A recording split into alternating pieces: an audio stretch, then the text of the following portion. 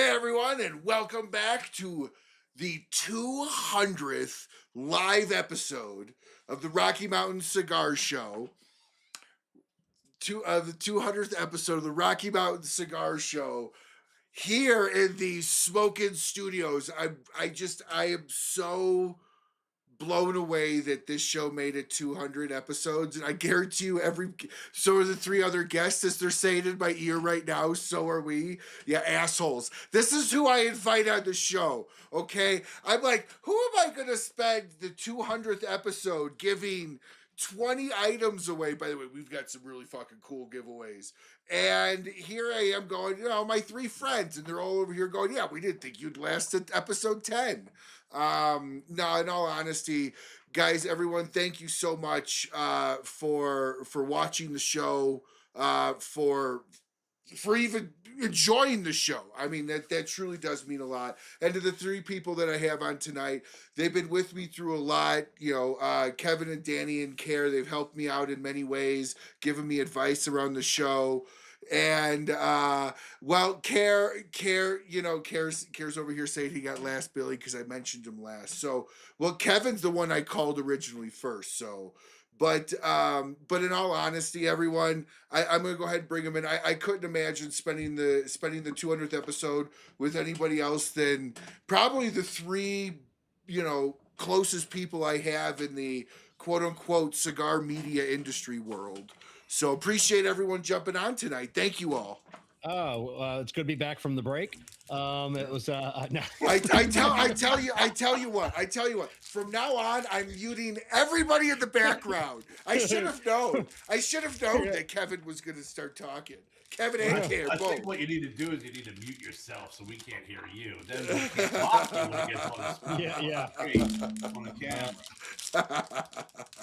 Well, everyone, thank you. Honestly, thanks so much to the three of you guys for being willing to join me tonight on the 200th episode. I can't even believe it. I remember when the first time I even called you, Kevin, I was shocked that you even picked up your phone, and you were renting out a car, I think, and we chatted, and I think I was like episode 3 on my review show, and to think that we're 200 in over 5 years, like it's just crazy to think it's been that long. It goes by quick. It really does. I don't remember 200. I don't remember 250. I think we're coming up on 300, but it flies by before you know it, and then you're there. It's you pay attention to the first few, and how bad you were. I remember you did that whole episode of that booger in your nose. You would bring that up. He texted me while I was doing the episode. You got a booger in your nose, and it's very very distracting. Like of course it's part of the history of 200 there, right? Of course you don't tell them for like an hour or something, so you can just make an ass of itself. There's more advertisements going on the bottom of my screen than QVC. I don't know what's going on. It's so distracting. Yeah. I don't have anything. I don't see any of that. You must have it. Yeah. I got the dial up still, freaking trying to get it. Well, everyone, let's kind of dive in and start, because I really want to light this cigar up. As I've shared with you, it's a cigar that I've had for a while now. You shared with us, but not the audience. I know. That's why I'm saying I'm anxious to share with the audience so I can cut and light the damn thing. But Kevin, why don't you start us off? What are you smoking? You keep tonight? yammering. What are you smoking tonight, Kevin? I don't know. All right, everyone. Show's over. I'm just going to randomly pick winners. Danny's trying to get 200 words in the first 5 minutes. I know. This is the way every show should be. Me big screen and everyone else little screen. This is how it needs to be. Does this make you happy? Yeah. Happy. Right. Yeah, I am enjoying the new Viva La Vida Churchill, Connecticut from Billy and Gus Fakey over at Artisanal del Tobacco. I picked this up at the PCA Convention and Trade Show this past weekend, and it's like my third one. I'm loving it. Fantastic. Two of the nicest guys, man. What are you smoking, Kerr? Billy Gus, two of the nicest freaking guys. I swear, man. They're just so upbeat and positive and nice. Tonight, I'm actually smoking a Mr. White Gold Edition from Sinistro. It's our good friend James, and I love this cigar. James and Coleman. Coleman, yeah. I was getting there, Kev. I was gonna say I like the cigar. I'm getting to Coleman. But yeah, James and Coleman, two great dudes. Just as well as Billy and Gus. Fantastic. What about you, Danny? I have the Leo from Heart of a Lion Cigars. Nice, beautiful, dark, rich Habano Oscuro Maduro wrapper. I'm not familiar. I was gonna say, brand. Always leave it to Danny to bring in some obscure banger, badass boutique cigar. I'm sure it's drool bucket worthy. It is. It is. It's very, very drool bucket worthy. And last but certainly not least, so John Schweitzer, a good friend of mine who now works for Warp Cigars, but he was a broker here in Colorado. He was kind enough to give me this Padron 80th, and apparently it's an original release. And I'm very, very, if you look at the old wrapper, the old UPC label on it, like it's a very old UPC. Look at the color. So it's been in my humidor for a little over a year and a half now. So I'm really excited to spark this thing up, and I already have. What's everyone drinking as well? Thank you so much, Steve Saka, for sponsoring the What Are You Smoking Tonight segment and the 200th episode of the show. So what's everyone chasing it down with too? Bacardi and Diet and an Ohio State Buckeyes tumbler as usual. Is that an aged Bacardi bottle, or is that a fresh? This if I'd have thought about it, I'd have grabbed the 12-year. But the problem with the 12 years, you can't drink a lot of it with Coke or Diet Coke. Is really a more of an on the rocks rum. Okay. This is 2 ounces of Bacardi Black, 2 ounces of Bacardi White, and a can of Diet Coke. Oh, fantastic! Kerr, what are you drinking? I'm drinking some bourbon. I'll tell you, I have my concoction here where I take some everyday bourbon, and then I put the white and black peppercorns in the bottom, and within 24 hours, you have yourself a very spicy bourbon that leans very much into the rye family. It's got definitely spice up the flavor, and it's great to pair with the cigar. See, that's interesting. I've never heard somebody put peppercorn after the fact in there. Danny, what do you first, Ryan? It's news breaking. I have I'm the boring one here. I've got water and tea. Hey, there's nothing wrong with water and tea. There's nothing wrong at all. Everybody else, post up what you're smoking tonight. We've got Bruce showing you some love, Kerr. This guy's still giving a barber pole. Yeah, Bruce messaged me earlier. He's doing a sweetgrass gringo. Thanks, Bruce. Yeah. Looks like Donna's smoking an amber. And I'm totally butchering all of that, probably. Yeah. I'm just terrible at pronouncing most words. So, but all right. Well, everybody, we have a fun show lined up. We've got little over, I think, about 18 to 20 gifts to give away tonight.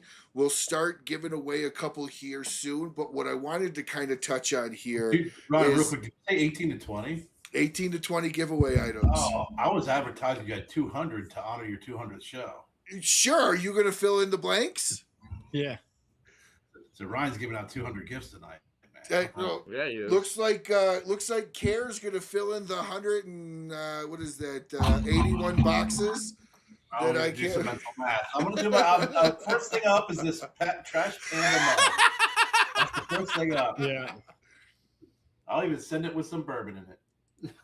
So, guys, I would be a little remiss here without kind of kicking off the show with doing a little bit of a PCA recap. I understand that you guys are going to be getting into it a lot on your own shows and posting your own videos.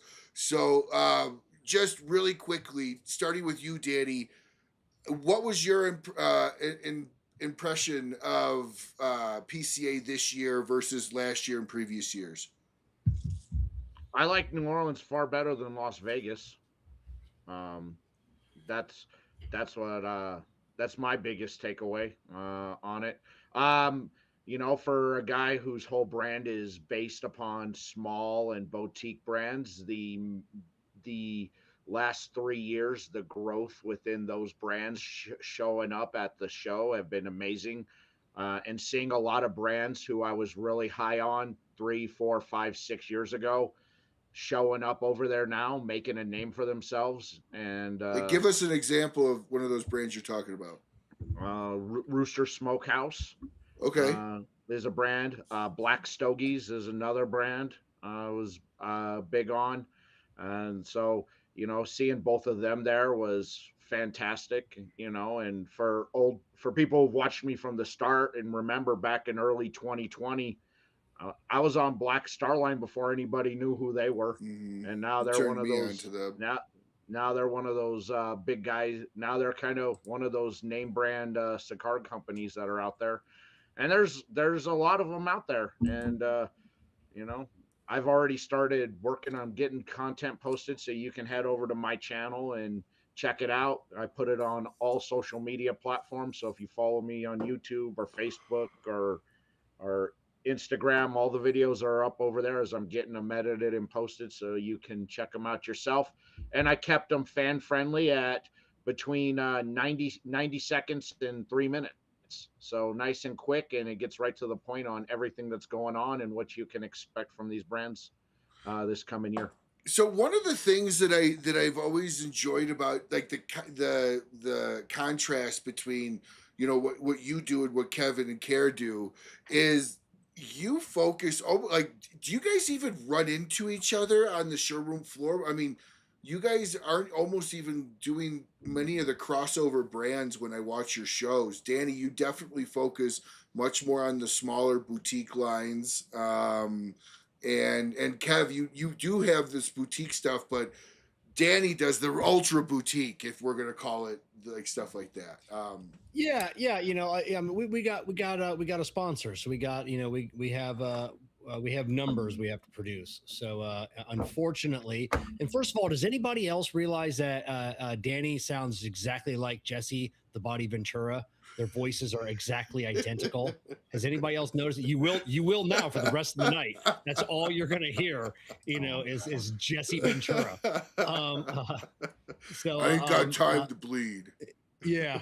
So yeah, we I mean, if we looked at our starting last year, we kind of looked at all the numbers, and nobody watches the videos on my platform. I mean, Danny, I mean, that's Well, what Danny's, he's known for. yeah, that's what he's curtailed his that- entire platform. That's what he's known for. So there's nothing wrong. You just nobody watches the videos. So we kind of, you know, we try and squeeze some boutiques in when we can, but you know, but with bills to pay, and those are paid by views and numbers and stats. You know, we kind of got to give the people what they're coming to my channel for, and that's a little bit of the larger brands. But you know, I think it was right before we started doing Puff and Ponder that year prior. We have leaned more into the boutique companies. Yeah, I mean, I think it was a little bit better. It was a little more balanced. You know, like you said, Danny's, you know, doing really leaning, you know, into it, and I mean, I'm a huge supporter and lover of boutiques, and I think it takes a platform like that. It's important to have folks talking about your products to introduce the daily cigar smoker to these brands, because they would never know about them if not. Yeah. No, I agree. On your platform, you know, I agree. it's so important. I mean, that's why social media is, especially for smaller brands like that, it's really important, because they could be a huge catalyst in a company taking off. So Yeah. what were some of the highlights for you, Kev, that you noticed? And like, if you were to give a brand that you didn't necessarily make a video on, what would be something that kind of stood out to you that you look back like, I should have captured that? I don't think there was anything that I look back on that, you know, I mean, we missed a couple of people just because we, you know, when they're busy, we're not interrupting anybody to do a video. We'll just Sure. circle back several times. But there's really nothing that I feel like we missed out on at all. It's I think I booked a little bit. We booked like every 30 minutes. So I mean, we had like 40 interviews planned in 2 days. that was a lot. You know, Your I sake think interview was 55 minutes. 10 minutes of that 55, was Oh, 55, 10 minutes of 55. that was talking about perfume. Yeah, I know, Yeah. you know, and the but you know we got a unique interview, and that's what I kind of wanted, Mhm.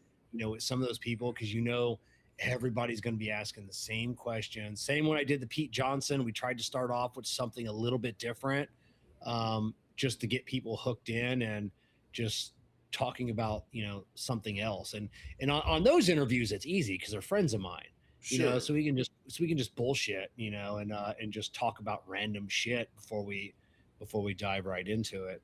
But my one take or two takeaways from the PCA that they need to do better next year. Danny, were you cold, Daniel? The event center was freezing cold.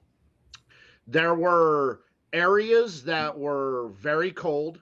There were Yeah. areas that were wonderful, and then there were areas where I thought I was standing next to a volcano. Oh, see, we didn't There's get no volcanoes. Yeah. Yeah, yeah, We, no, yeah. we we had did that just interview with Boothie, and I swear to God, I mean, I was perfectly fine the entire time. It was comfortable, but when we went and talked to Boothie, yeah. it was literally like we were in a snow vortex. It was so Yeah. freaking cold. So that was quite irritating. And then in the back, I don't know, maybe it's just a New Orleans thing. All the toilet paper went backwards instead of over the top. I find that a Oh, little, that should be illegal. I found that a little annoying. That should So be illegal. other than that, you know, it was, Other than all that, okay. Other than those two Of things, course, leave it to Kev to point out the toilet paper, though. I mean, you know. But yeah, I don't know. Kerr, did you? What about? I mean, did you feel like we didn't capture something that we should have, or no, actually, I will disagree with you slightly on saying that we were overbooked. I think compared to last year, I think we were appropriately booked because this year there wasn't a lot of waiting around. Last year, Yeah. because we had gaps, we were like trying to find people and waiting around.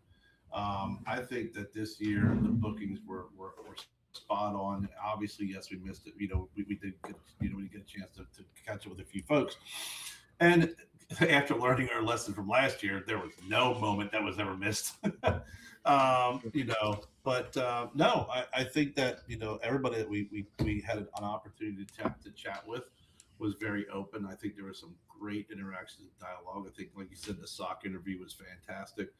Michael Knowles was great. I mean, everybody that we had the opportunity to chat with was very engaged, and I think that it made the day go very fast because the schedule was booked just perfectly.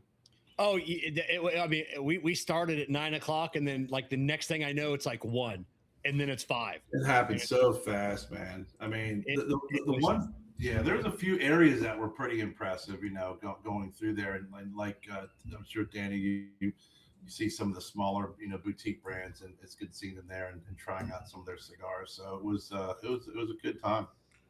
so was there any standout new brands that you guys saw? Obviously, Danny will end that with you on this one because this is definitely probably more up your avenue here. But Kevin, Kerr, what was a new brand this year that you guys showcased within your videos? did we? I don't think. I don't think we had anything new, but we did do an interview with Notorious, and Yeah. which they're not a new brand, but they had new releases. And I've already smoked that Pennsylvania broadleaf. They're releasing a new Pennsylvania broadleaf, and I did have their original release. I gotta tell you, great cigar. I was really impressed with the cigar. The Pennsylvania broadleaf was a fantastic cigar. They had a nice booth. But other than that, I don't think that we did get an opportunity to interview and spend any time with any of the smaller boutique companies. No. No, I don't think so. I mean, we talked about a lot of new cigars, but yeah, there was no real That's new brands. That's as close as we got was Notorious. See, Yeah, I'm trying to ask questions in a way to not give things away. But I wanted to poke a little bit. So, Danny, what about you? Was there anything brand wise new that you saw this year at PCS that you were excited about? Well, you know, getting introduced to a couple of new brands that I'd not ever heard of was lot of fun for me getting to sit down and talk with them. So I'm really looking forward to smoking those cigars and really checking them out and see what they're all about. For me, that's kind of the extent. You know, I was happy. You know, I was happy like Kevin and Kerr said. You know, before he knew it, like your day's got. I mean, we just the way that I had stacked the interviews up for Brandy and myself was just like, all right, we're gonna keep everything under 5 minutes, and then had everything booked out. So you know, from nine to really 9:05, we're doing this interview, and then all right, we got 9:15, and then I just kept having them stacked up, and then before you know, it was already 4 or 5 o'clock before I realized it. You know, Wow. so you know, but a lot of good stuff. You know, did have a couple business meetings while I was out there too for some stuff that may be coming down the pipe here in the future, and it was a lot of fun. Oh, okay. Interesting. Interesting. Like, are we talking? Can you give us a mini teaser? It involves the UFC. Well, Fight? well, now I want you to kind of go in a little bit more. I mean, He's gonna start training, right? Like, Yes. At my old age, I decided I'm gonna start fighting. Yeah. So it involves. What I can say is it involves cigar events during fight week on locations around the world where they'll be fighting at. oh, nice. And Okay. the promotion of the promotion of kind of the brands, the fighter brands that are all going to go under one umbrella instead of them all spread out. They're going to kind of condense them down into one, since 80% of the fighter cigars are manufactured by one person or by one company. Yeah. So, well, how was your guys' take on the food this year? Where? On the what? food? The food in at PCA at the event around the area over first. Really? Wouldn't know about the food at the PCA because the 3 times I went up there, they were out, and that was when I was desperately hungry. So I was okay with not eating $25 cold, you know. Yeah. I think it was a $28 cheesesteak or something. Yeah. $26 hot dog with fries. You know, the displays Wow. 3 days, and it was Food around the area was good. I mean, the service was horrible, except for the last night. But the food, the place we ate, I mean, it was really, really good. Yeah. Wow, I can't believe I figured it would be great food. I've always heard that's one of like the best things about New Orleans. Well, the food at the restaurants were great. I wasn't going to eat at the trade show. That's like they said, $26 hamburger. I'm not going to pay that at a trade show. But the restaurants that are all around New Orleans, the food was fantastic. Yeah, it was. Okay. Yeah, it was good food. There was nothing, you know. I mean, like there was no food that I would travel to New Orleans for. You know, like nothing we ate. There's nothing. I mean, we can get great food here. I mean, Sarasota, Tampa, Kerr can get great food in Green. I mean, I didn't have anything in New Orleans that's like, oh, you know, if someone was going to New Orleans, I'm like, you have to go here and you got to get this. We didn't have any. Now, like you know, but those are the restaurants we ate at. Like Charlie from Half Wheel and the crew, they ate at places like Nobu. Yeah. And what's that? The one that Jenny Kerr took us to. Yeah. Food is fantastic. Food was great, but I could go to a restaurant here that's just as good. That I can get shrimp and grits, and I can get what we ordered. I mean, it was really good food, but like Kevin said, there wasn't anything that was like, hey, I really want to go to New Orleans because this place, their bread pudding was pretty awesome. You know, you didn't have raisins, but other than that, I mean, the food was fantastic, but it wasn't like anything that. Yeah, you know, like I said, I was watching. Location. You know, Charlie Brooks and all those guys were posting a video or every day on you know in their blog, and they posted what they had, and someone had like these like mushrooms served over bone marrow or something, and Ooh, that like sounds they were. I mean, delicious. yeah, it sounds horrible. But Oh, it sounds so yeah, good. so like Charlie and then those guys and like Fred Rui, those are the places they ate at. Now that kind of food, they may tell you, like, well, Charlie from Half Wheel does say that New Orleans is the best city in the United States. I mean that's his hands down number one city for food and like to visit. So you know, so he may have been eating stuff that like he's the type of person, oh, you have to go to New Orleans and you have to go here and you got to order this. So, like on that level of food, there may be that, but for us three schlubs down here, Not where we were. Eating Gus's fried chicken and whatever, this is, yeah. Yeah, I mean, I'll give you an example. Ryan, years ago when I was on the West Coast, I had the best fish tacos in La Jolla, like hands down. There's this little sidebar, little area, and I'm like, okay, that's like it really stood out to me. To Kevin's point, there was good food, but nothing was so standout that was like you got to go down there and have it. We got a question here. Did you guys get any beignets? Oh Yeah. Yeah, they were good fried dough with powdered sugar on top. Yeah, They were fine. Too much powdered sugar. Too much powdered sugar on it. Yeah. Kevin's so They cynical about it. They could have used half that powdered sugar. It's like the Louisiana state dessert. And Kevin goes, yeah, fried dough. Fried dough, sugar on it. Yeah. That's all it is. It's fried dough with a pound of powdered sugar on it. It's good though. All right, let's go ahead and work on our first giveaway. We're gonna do Micallef and Cigar Clowns giveaways. For Micallef, we've got the collector's edition box, we've got the Reserva Churchill box, and we've got a 5-pack with a assortment of 5 cigars in it. So you'll just have to win it to find out what that is. Now, all these gifts tonight, outside of literally what is on this table, is coming from the manufacturer. So please give everybody some time to get all this stuff out. But if you win tonight, reach out to me. Even if you've won with me in the past, please reach out to me.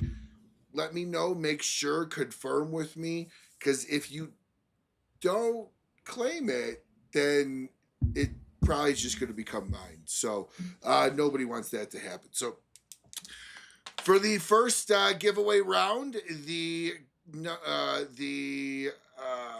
key phrase that you're going to type in here, we're going to make it easy. It's just RMCS. I don't think it matters if it's capitalized or lowercase, but we'll find out. RMCS. So if you're watching, type in RMCS if you want to be entered into the contest to win, and we'll go on from there. So I gotta say, I wanted to address that while we're waiting for everyone to. Let me make sure that in lowercase registered. Yes, it did. All right. So one of the things I wanted to talk about here, and I think we're going to talk about it a little bit at another show too, but there was a little bit of a controversy that happened on KMA. I think it was over Simply Stogies having Danny, you know the guy's name. Oh shit, La Vega Cigars. Isn't that who that was, Kev? We never knew who they were talking about, who that guy was. I'm pretty sure it was La Vega Cigars. I thought you introduced me to him, Danny. No, but I've never met them. He was talking about how that he felt it was the no hashtag on the entry. It's just RMCS. It's really simple. You know what? If you put a hashtag in, you're just not going to be entered. So it's really going to be up to you. This guy said on his KMA? Yeah, so this was a no. This was Hashtag? this was on no RMCS for the giveaway.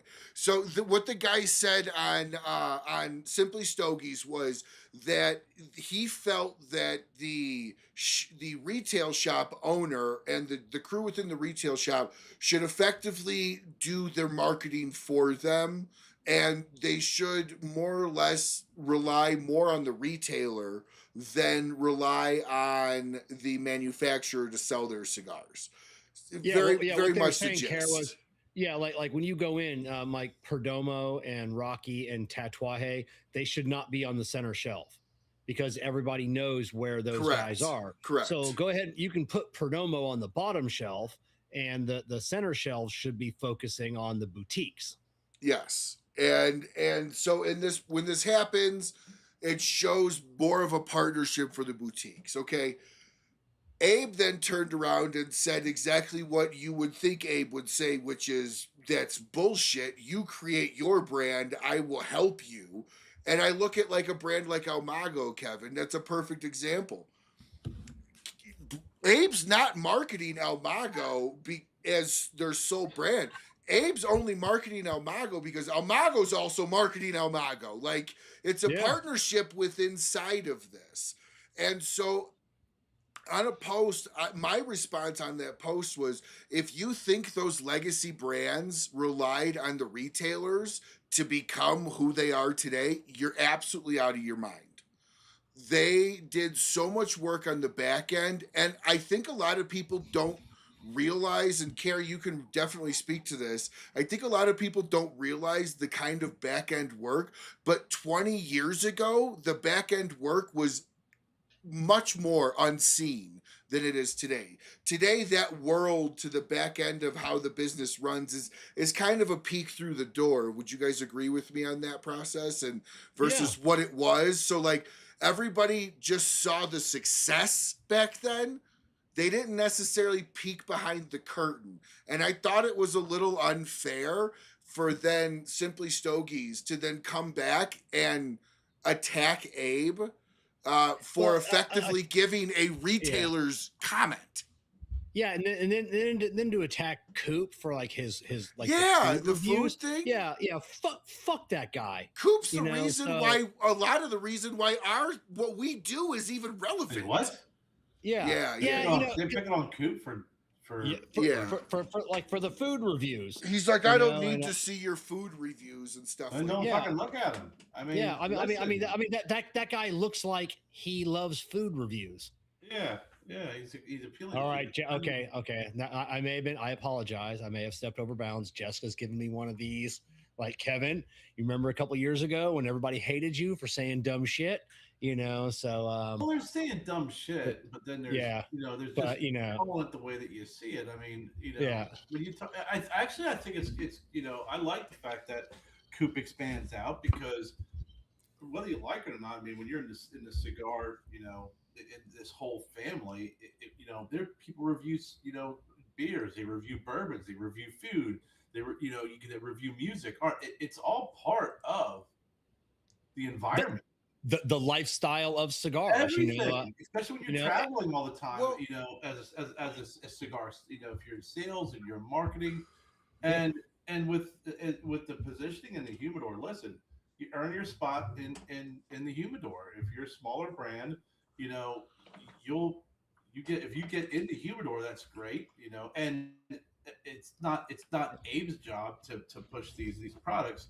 But if you have people at your stores, which I know Abe does, who are good tobacconists and they're good in engaging, retail employees, they'll engage their customers. And it doesn't matter whether it's in the middle aisle or if it's at the bottom or all the way at the end. If they're talking to someone and they want to try something new that's maybe a boutique, they'll take them to it.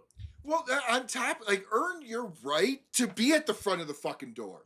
Like, earn that. Like, if you bust your ass and if Abe reorders from you 3 times within a few months, I promise you're going to get better shelving space, because he clearly has seen that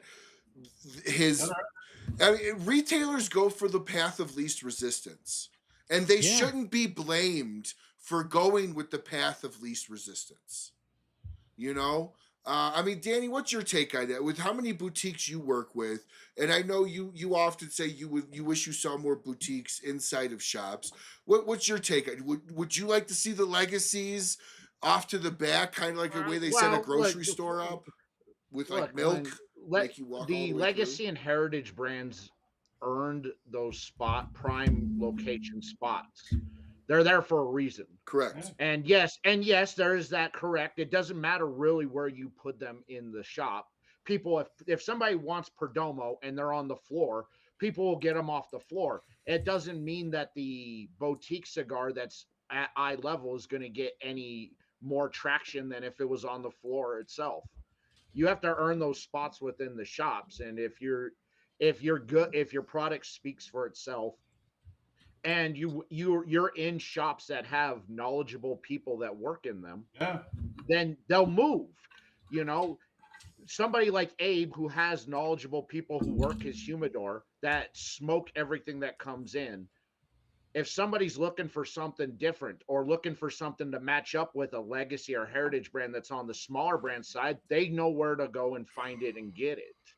And on that, the issue I think becomes, for a lot of it, is for a lot of retail shops, it's just a hobby and they don't care.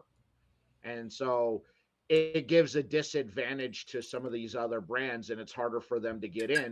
But that just means you have to do more of the work yourself on your end as a brand. Work that humidor yourself. Have your salespeople in there working that humidor, getting to know the people who are regulars at the shop. Get the cigars in their hands.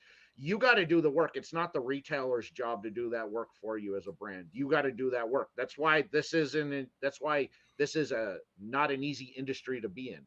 It's an easy industry if Yeah. you just want to do this and smoke and puff. Easiest industry in the world. But if you want to have a brand and you want to build a brand, you got to do the work yourself. You can't rely on anybody else to do it. Even brands. Exactly. Yeah, look, I know a lot of those smaller brands that Abe brings in, and he doesn't bring in a lot of them. But when he No, does bring them in, a lot of them are people who like those the brands are going clowns. into his humidor, and they're working that humidor alongside his staff. They're pushing, Absolutely. they're doing it. They're giving Abe a reason to bring in more of their SKUs or to continuously bring in more reorders. They're doing the work besides them. They're educating also his people that are working in there. They're doing the work. You have to do the work. It's these small brands that just want a handout from shops. Nah, it don't work like that. Yeah, so Jessica and I are a perfect example of two people that shop in a humidor completely different. Like we have our own cigar lounge here. We don't go out to cigar lounges that often. But when It's we a do, gorgeous lounge. I totally understand.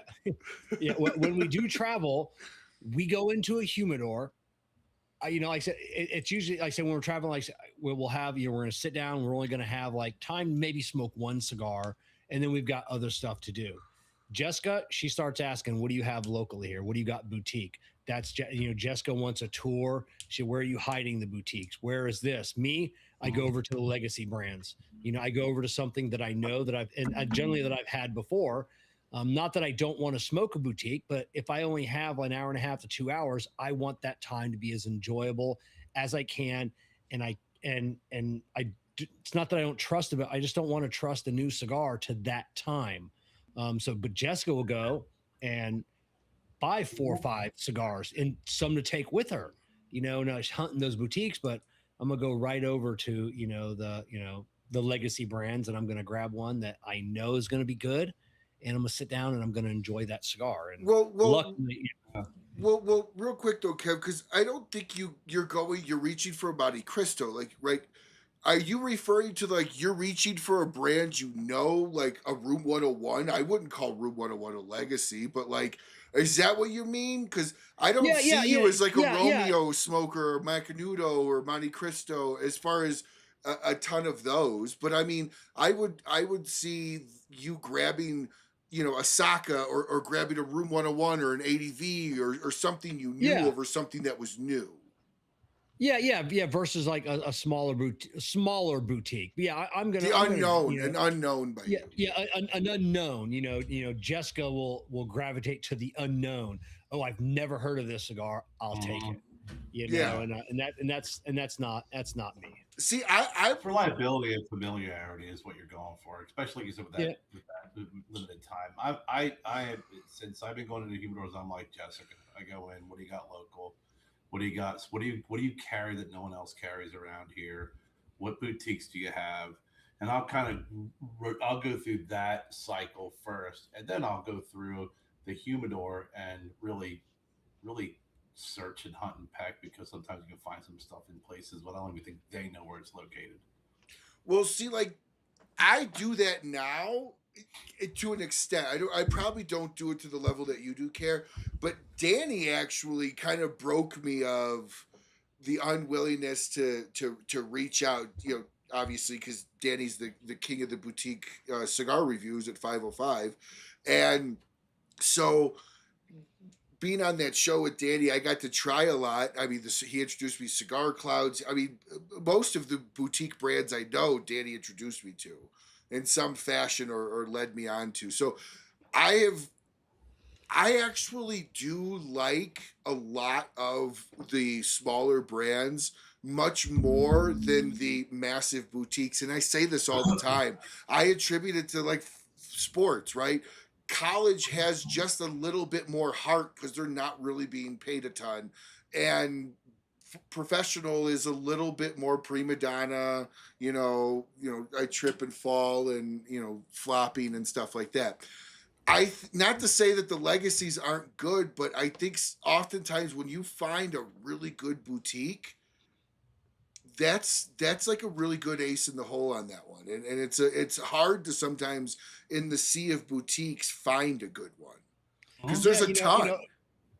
Bruce made a comment. Product will turn better if the retailers push it, and that reminds me of something Alex said on the show. It's like a lot of retailers will when describing a boutique, oh, this is just like a Padron 64. Well, then I'll just smoke the Padron 64. Yeah, I know I like that. Yeah. I'll just smoke them. But I've been there in those lounges, and they're trying to push like a boutique. This smokes just like I've been like in the craft beer places. I'm like, oh, this tastes just like Guinness. Well, I like Guinness. Do you have that? Do you have that? I know I like that. I don't trust. See, I don't. That's why I don't like the comparisons of just like. I like the versions of similar, or it has a certain flavoring profile too, but it's a little different.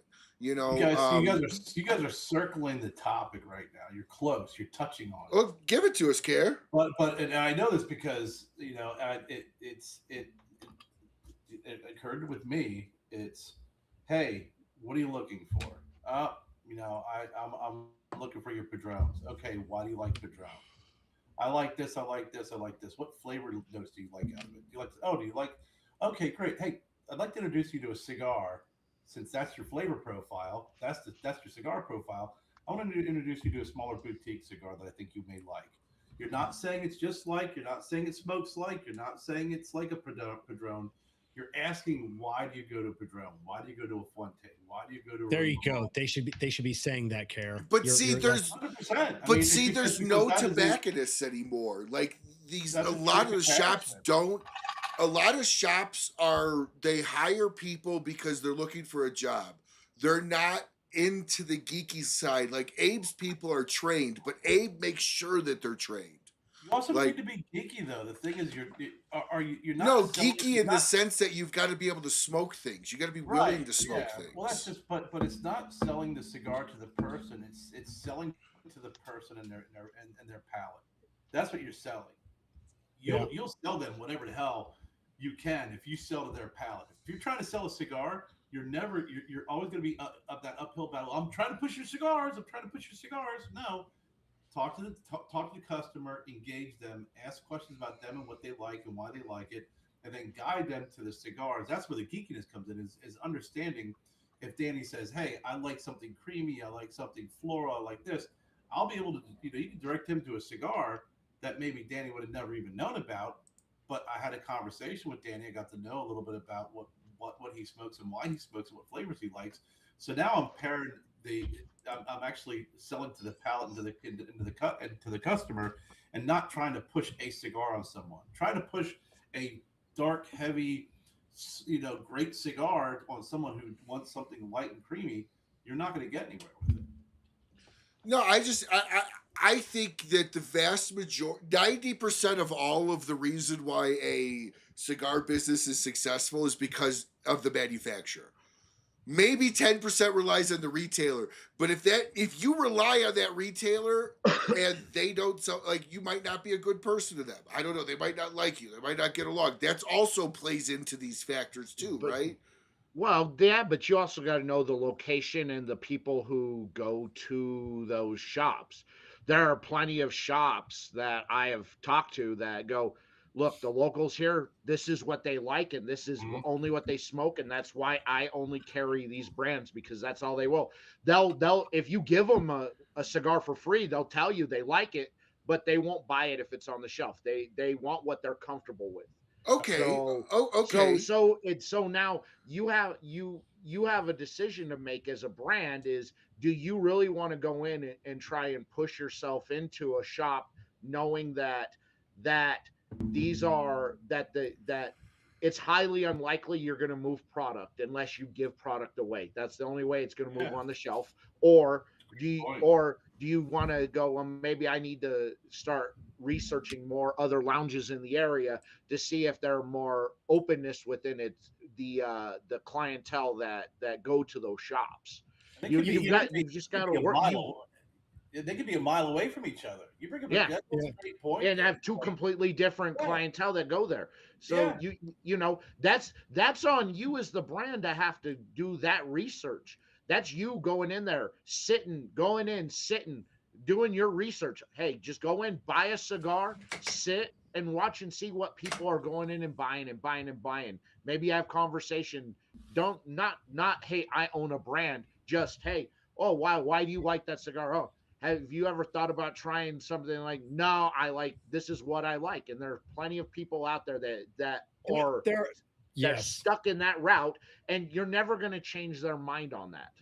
That's it. And there are a lot of lazy shop owners out there because obviously I talk to people all across the country, and then at events, lazy. They'll say, oh, we've been trying to get, all of us at the shop and trying to get our shop owner to bring in Adventura, Artesano del Tobacco, Pastate, whatever. And he just says, no, they won't sell.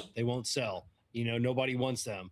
And they're like, and this is like 6 of us, like we all keep asking for this cigar. And then it just becomes like, when you hear that from a shop owner, I'm like, oh, nobody's going to buy that. They smoke only what they like. And then you hear all these stories and it's like, you just got a piece of shit cigar owner, a lounge owner, that doesn't want to bring these in. If you've got 5 or 6 guys, saying, hey, bring in this, you just got to start with one box. One box. Like I said, they're not asking, to bring in the entire lineup. Bring in one box. If it sells, buy that box again, and then maybe bring in one other SKU, and then go from there. But they don't. A lot of times they're buying from a Meyer and Dutch or like a third party. Anyways, they're not necessarily buying from a broker or a rep. But it's lazy lounge owners that just, I only want to stop. And there's a lot of them out there, and it's just a hobby for them. That's it. That's just it. They're not really interested. They want to just sit around and smoke cigars all day, so they have a lounge. But it's basically what they like, and it's what they want, and they don't really care about anybody else. They don't care about the people who come in, and I've been in those lounges. They really make it uncomfortable for you if you're an outsider going in, and it's almost as if, well, you're taking something out of my humidor. Like I went to his house and grabbed a cigar out of his humidor. Yeah, no, and I guess that was my biggest issue with the whole concept. And because I'm pretty sure his name is Aaron. I've had Aaron on the show. I interviewed him. And one of the things that it just bothered me, because you take somebody like Abe, where when they do bring in Cigar Clowns, or when he brings in El Mago, he does things with them to promote them. But where somebody like, I think Abe is on a different level or scale than maybe a smaller shop owner, where Abe does have the ability and influence to make a brand, but you've also got to be about 85% there for Abe to invest that 15% to really tip you over. I mean, is that a fair statement, Kev? You've been with Abe longer than me. You've seen more brands go through, but like, he'll tip you over if you're willing to invest the time yourself. Yeah, Abe does. I've had this conversation with Abe. I've had this conversation with Jeff Borshowitz, the two big guys out there. Especially if you live near the lounge, if you're in the area, it's a lot easier to get in. Because you're local. You can do cut and lights. You can hang out with the crowd. You can help promote your brand. But yeah, if you're willing to put in the legwork, and do the social media and everything else, and that's what they look for. Abe's like, he'll say, like he said it then, I'm not here to do your job for you. Yeah. You need to do that job. You need to promote your cigar. You need to tell people to go into Smoke In.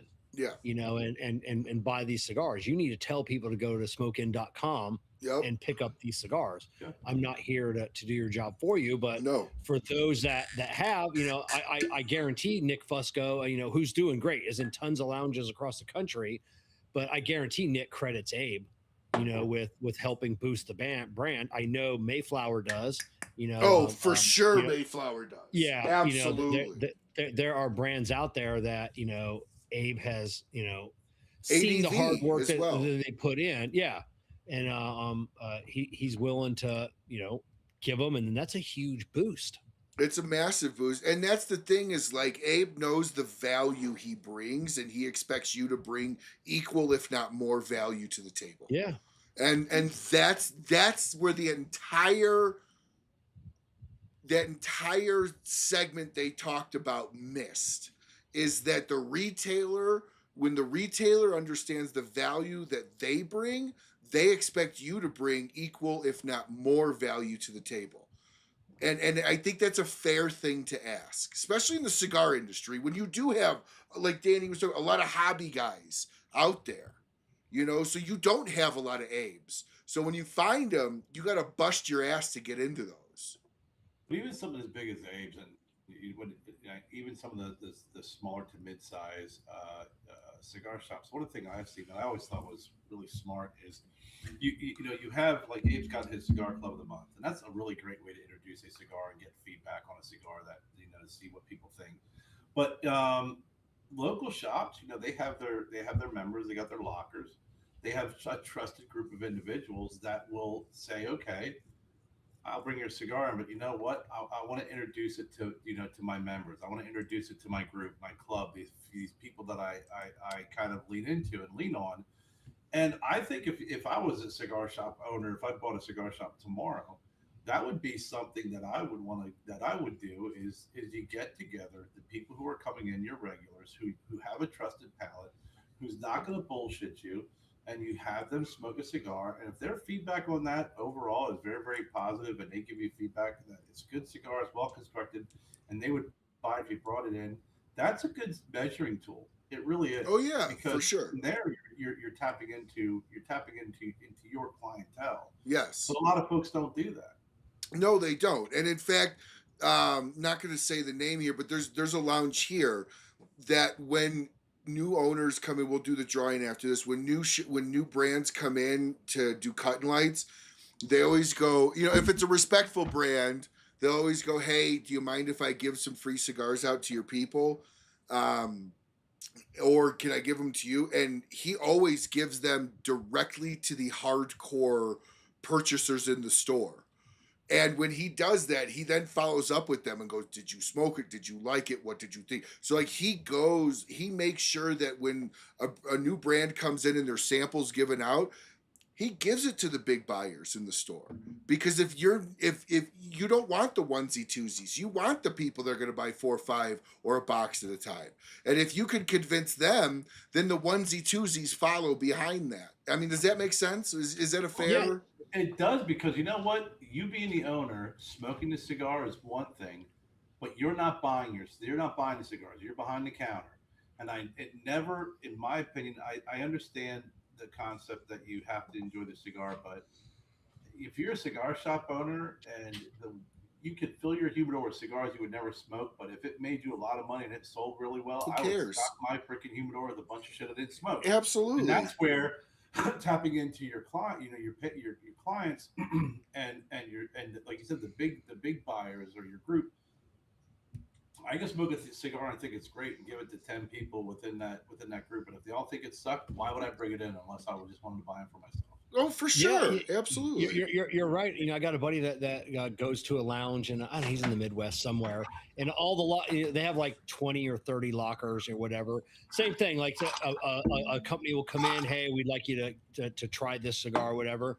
So the owner will either get enough or buy enough for every locker member, and then they'll get together, like a few weeks later, whatever, and then they'll have a discussion on that cigar. But if the discussion is, tell me why we shouldn't stock this cigar. Yeah. Like let's nitpick this and let's figure out why this should never come in here. And if everybody agrees that it shouldn't come in here, that is. But he goes, more often than not, everybody finds a reason why. They should come in, but they go in, on the they go in, thinking the negative. All right, this is going to be a bad cigar, and let's just end it right here. But why does this cigar suck? Personally, yeah. I think cigars doesn't take. I think cigars, as far as acquisition costs, when you're in the shop, is probably one of the lesser amounts of acquisitional costs in comparison to verticals of businesses. You take an attorney, you're looking at like $2,500 for a single customer, depending on ad space and where you're going. So in the realm of cigars, that's a great point. Every new brand that goes into a lounge where there's lockers, because I know that for a fact that every owner has a master key that opens every fucking locker. You should give a cigar per locker that should just show up. The brand owner should unlock the thing, or the cigar shop owner should throw one in each one of the lockers. I think that is a great promotional tool, Kevin. I think that's a fantastic idea that, in my opinion, it shows goodwill. I didn't ask for it. It showed up. But it also is outside of an event, which I think people pay more attention to a cigar outside of an event when they're smoking it than going, oh, it's great, and when they're looking at you in front of your face and you're cutting it right. Yeah. So I think that's a great marketing tactic. But a lot of cigar shops that have lockers, part of renting out that locker space is they do get some free cigars. That's what I mean. That's what I mean. It's pretty common, but like to Kevin's point, and I know a few around here. If you're considering bringing in a cigar, one of those free cigars, boom, pop it in there. Look at that. Chris is watching us, I guess, at the plane, because I don't even think Everest is 38,000 feet above in the air right now. I think it's only 24,000 feet. So Chris is in a plane watching us right now, everyone. So over North Carolina. Over North Carolina. So let's go ahead and do this giveaway here. Everybody, if you haven't typed in RMCS yet, I'm sorry. I don't know what to tell you. I can't help you on that. But if you do it right now, it'll still be good if you haven't done it. So go ahead and put it in now. You got 2 seconds while I pull this up. All right, so we're going to give away a little bit more than just Cigar Clowns and Micallef. And Danny, I'm going to need your help pronouncing the Cigar Clowns giveaway, because I can't pronounce shit. Is it the brand new one? It's the new one, yeah. So the Pagliacci? Yeah, Pagliacci, yes. I can't say shit like that, okay? I'm not built to say stuff like that. All right. How do you say that name? What is Pagliacci? That's not how you say it. That's not how you. Pagliacci. Pagliacci. Pagliacci. Okay. Pagliacci. You got to roll your Pagliacci. Yeah. Isn't he an Italian? Wasn't that an opera? Oh, the insane clown from Seinfeld. Pagliacci. It's the sad clown. Pagliacci. Sad clown. Who said it looked like me on the post? Was that one of you two? Everybody said it looked like you. Right, yeah. They were like, "Is that right?" Yeah, that was crazy Joe DeVola with Pagliacci. That's right. Yeah. That's right. All right. So Crazy first Joe winner up DeVola. here for the Micallef Collector's Edition box, we've got JJ Jambalaya. Let me write you down, JJ, right here. All right, JJ. I know I have you, but Jambalaya. please reach out to me and make sure that I have all your stuff. All right, so let me just make sure I spelled your name right. All right. All right, next up, we've got, for the next winner, Chris Couture for the Reserva Churchill. Yeah, but I can't unhear Danny being Jesse the Body now. Jesse. I can't unhear it. Next winner, we've He just needs to got throw in a brother every now and then. Collins Cookout for the Micallef 5-pack.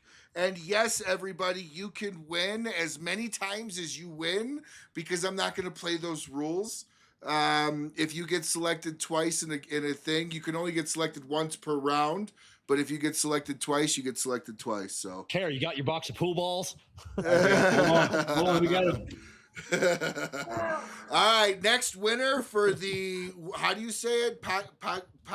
Pagliacci. Pagliacci, We've got the Azzurri. I don't know if I'm saying that right. The Azzurri and the Viola. Both of those are 5-packs. Richard Beard coming in with one of those. Richard Beard. And next 5-pack. Ryan, Yes. Ryan can't see Pagliacci if he had a speech interpreter. No, I can't. You know what? It's so funny when Danny and I used to do raw cigar reviews on Tuesday. He'd always make fun of me. He'd always be like, "Oh, why don't you say the name, Ryan?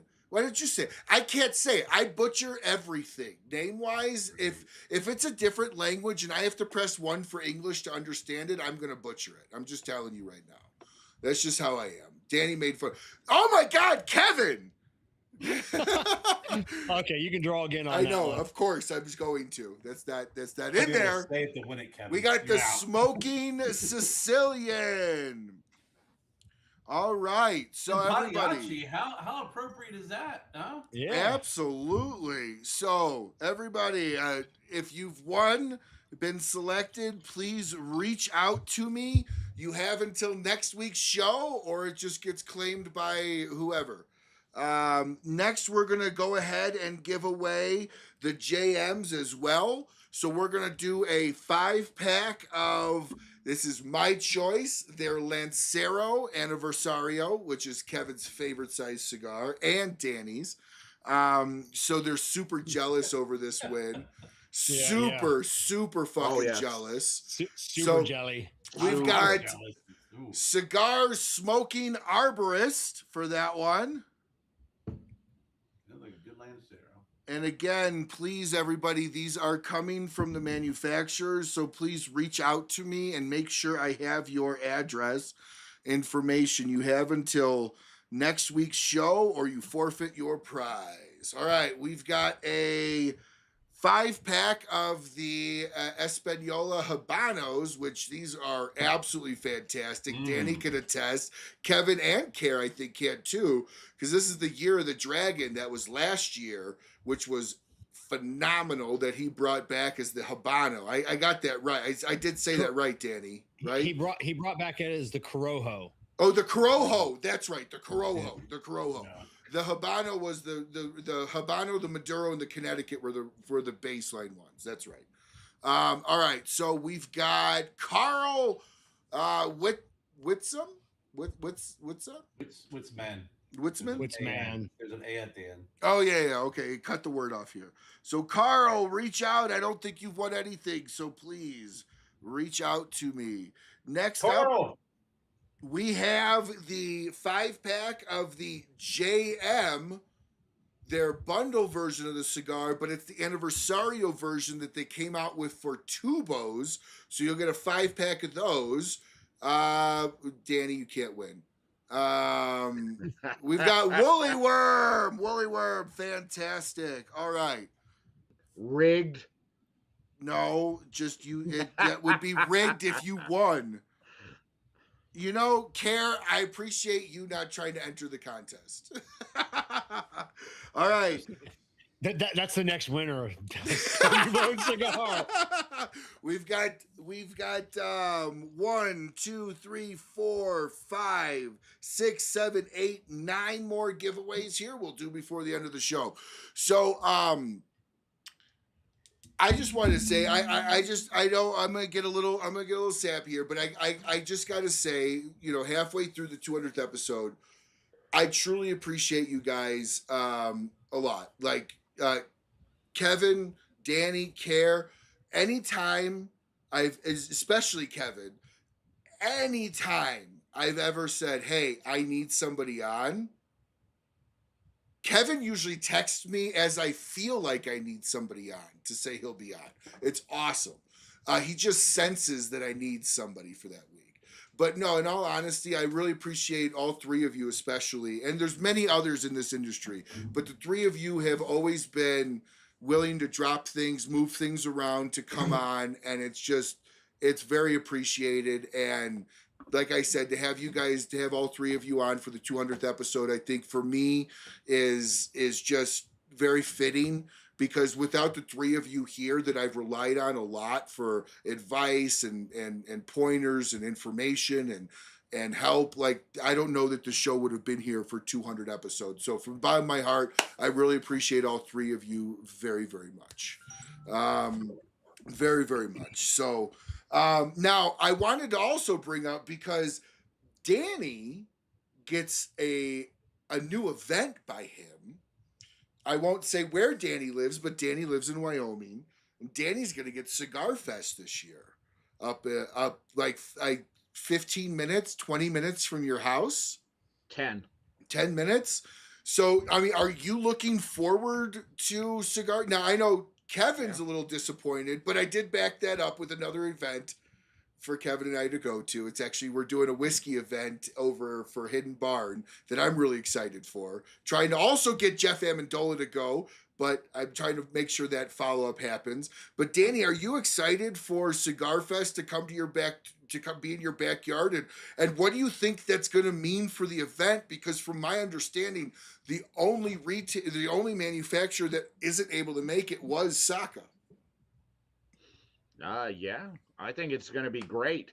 The retail, the brands that I talked to at PCA are excited about it. The biggest thing they're excited about is there's not that 67% tax that Colorado has. But I didn't think that they paid that. I thought that was the tickets that paid that.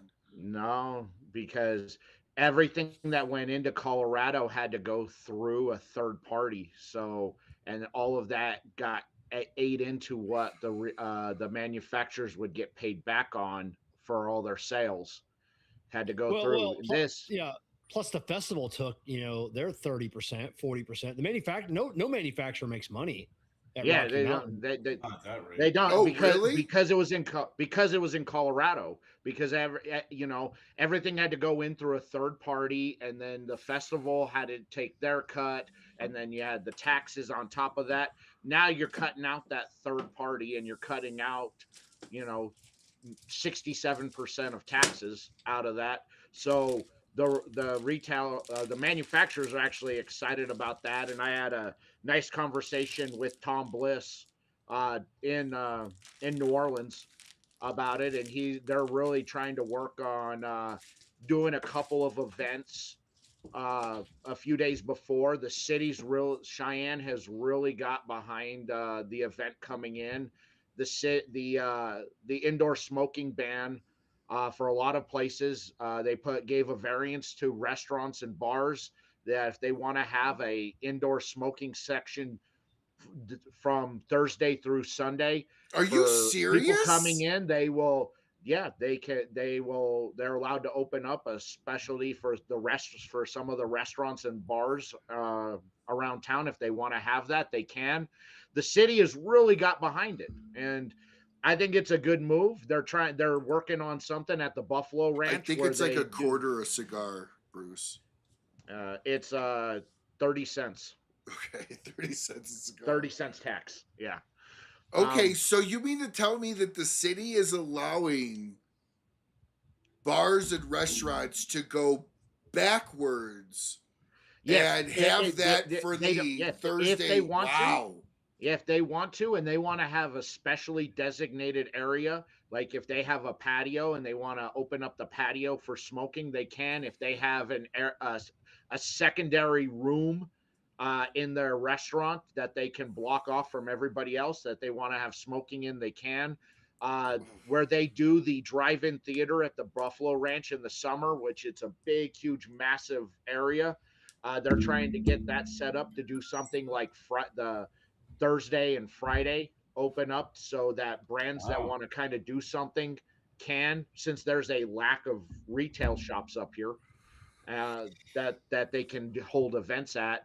So they're really embracing it. The city's really embracing it. And I think it's a really good change for it. And so thank you to the city of Broomfield for passing their clean outdoor for fucking everything up ban and not issuing a variance out because you're harming the people by allowing people to smoke outdoors. So now let me ask you this, Danny. You know where it's going to be at? I've never been up there. I've never even been to Cheyenne.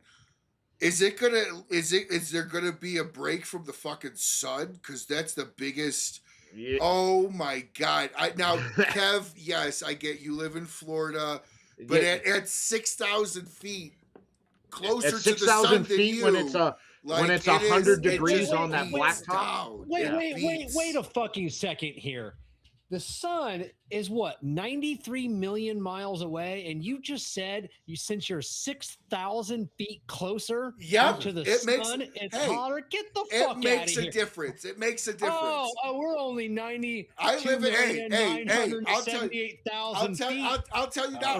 I live at 7,500. I live at 7,500 feet. It's normally 70s, 80s here. Like it's cooler typically, but when the sun comes out, as somebody that's from Illinois, I feel you feel the sun more at the higher elevation. Well, the biggest issue was that blacktop because that blacktop just absorbs. That's fair. Heat absorbs into that. And it just made it hotter than it actually was. All right, Collins Cookout lost your win. I'm crossing you off. How you're one breath. I'm just kidding, brother. Ryan saying that the higher elevations is colder, but yet the sun. No, I know. I said when the sun comes out, it feels more on you. Like in Florida, it's more of the humidity. Like that's just my opinion. All right, it's my opinion. But no, Cigar Fest was brutally hot because there was really no shade either, unless you paid $400 for it was a massive shade issue. It's a shade issue. There you go. Massive shade issue. So is there going to be shade around this area, Dan? Yes, it's at the Little America Resort. It's huge. It's huge. There's lots of trees around there. I'm sure that they'll have stuff set up all over the place. Yeah, there'll be plenty of shade out there. Is there phone reception? Yeah, there's phone reception. Well, there's no phone reception at the Omni. Well, that's because of all the government agencies that have blockers. Cell block. Guys are so many because you're that much closer to the satellites. You think you'd have right? No, but in all honesty, you have what Oracle. You have so many different massive government organizations out there or government partnerships that they all have cellular blockers. So when you're at the Omni, you're literally out in the middle of space, like in the middle of everything, right? There should be perfect reception. You get one bar. Everywhere you get one bar. And then you go like half a mile away or even less, a quarter mile away, you got your full reception. Like it is a little nuts with the cell phone blocking towers that they have up there. So Yeah, Kev, when we used to go to North Carolina a lot, I have a Wi-Fi on my truck that's a satellite, and like when I would go into a town, sometimes I was the Wi-Fi hotspot. Like I had the best reception. Yeah. so Danny, Learn a whole lot what about do you those areas. what do you think the consumer's benefit is going to be? Because the tickets are the same price. Where is and from my understanding, correct me if I'm wrong, you would know more, but my understanding is the tickets paid for the taxes, which allowed essentially you bought the cigars without the state tax added onto it. So you got it for what it is. Now, granted, the manufacturers charged more than, they charge closer to MSRP or exactly at MSRP with no discounts. But what do you think the consumer's going to see in Wyoming this year with the same ticket? Are they going to see a lower cigar price? Yes, because you don't lower. Well, like I already said, you had the lower taxes, and you're not having to have the third party brought in for the distribution. So you think out, you're going to see a normal 15% off of a box versus the MSRP pricing that we've seen in the past? I think so. I think you'll see it, and I think you're also going to see people who live in, North Denver, Fort Collins, that area. They're going to see the savings that they're going to get, and like they do with driving up here to buy fireworks, they'll drive up here to buy cigars. Okay. I do gotta say though, the best place to still buy cigars, I just did a Trump. The best place to still buy cigars is TGS. Because Kevin, correct me if I'm wrong, but that's the only place that you could actually get Saka's brand at the 20% discount versus the normal map of 15, right? Yeah, I think so. Yeah. So it's still the best buying event, in my opinion, is TGS. Kev, what are we seeing more from you and Kerr? Are you guys going to be doing any of the big smokes? Are you guys going to be traveling around to other shows and doing coverage of those? Or was it just PCA for the year? Just PCA, I don't think we have, there's some smaller events that Jessica and I will attend, like the local ones that you always have. But would you see you and Kerr doing an Inter-Tobacco? Like, no, the one in the DR, is that Inter-Tobacco in the DR? No, that's Germany. So Pro Cigar is Pro Cigar. So Jessica and I will be doing Pro Cigar next year versus going to PCA. So we're going to skip PCA. Oh, okay. Because like I said, we've always wanted to do a festival. Pro Cigar, the Cuban festival, the Nicaraguan festival. There's so many of these festivals, and they're all at the beginning of the fucking year. So we have TGS, obviously, which we look forward to. We'll never not do that. But then PCA next year falls 2 weeks before or after TGS. I think it's before. I think Pro Cigar is before TGS. No, PCA. PCA is the first. Oh, that's right. That's one of the things that Abe was complaining about. He had to move TGS. But it's still going to be 2 weeks in. Yeah, and just because of that one big convention out there in Vegas. I don't know what the convention is, but they only hold it like every 3 or 4 years. And it's like a giant convention where like 1 million people show up or whatever.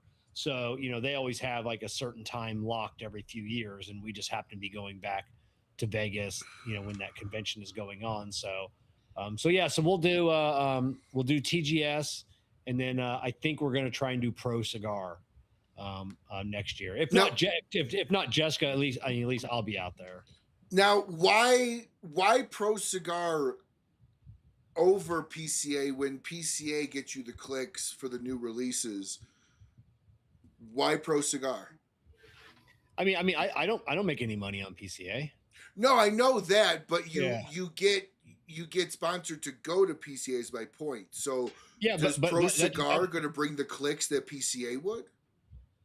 No, I'm hoping Pro Cigar will pay for the bulk of my trip over there. Okay.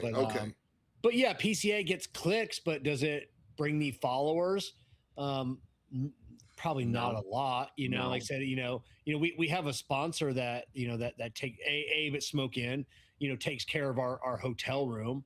and a couple little things, but I'm still out of pocket, $1,000, and now I've got weeks worth of work that I don't get paid for to promote this. I mean, Weeks. I get taken care of on the backside. I get manufacturers that take care of us, and I make the relationships and the friendships. So that helps. But PCA, it doesn't. I don't make any money. So So what about Pro Cigars the draw for you? I've never been. Okay. Okay. And I've never been to the fields down there. And I got friends. Adventura, Artista, La Aurora. I like to see their factories. I like to see their fields. I got friends that have condos down there. So it's definitely a draw for us to go down there. We've just never been.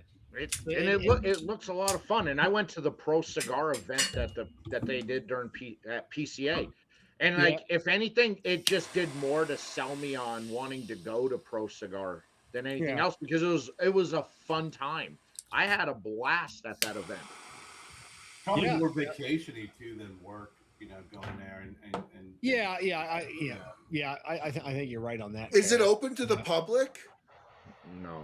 I didn't think so. No, yeah, you You have to buy tickets. No, but you could be. You don't have to be in the industry to go. No, not at all. Yeah, no, you can just go. So, plus, Vegas is so expensive, and it's only getting worse. It's, I'd have to charge Abe 4 times the amount, to go out to Vegas. Talk about a $26 hamburger. You're probably about 50 for a McDonald's hamburger in Vegas. It's fucking expensive. I always say Jessica and I went to Wahlburgers for lunch down in Vegas, out on the strip. It was $100 for a burger. Burger, fries, and a couple of drinks. It was $100. Wow. It is. I get it. It's there, but you remember they made all these changes to the PCA because the retail members demanded it, and then when they made the changes, then they complained that they made the changes. So, we got to adapt some way somehow on it, and I personally I've enjoyed the last 2 years in New Orleans. I thought it was great, way better than Vegas. That's a further trip for you too. Yeah, but it was a lot. I had a lot more fun, and Vegas, it's so expensive to go out there that you can walk around in New Orleans have everything's walkable. Not have everything in your face, And I only go to one lounge. When I go to Vegas, I don't go to all the different lounges around. I go to one lounge, and that's where I spend all my time when I'm not on the floor, is at one lounge, because that's the only place I like to go and hang out at in Vegas.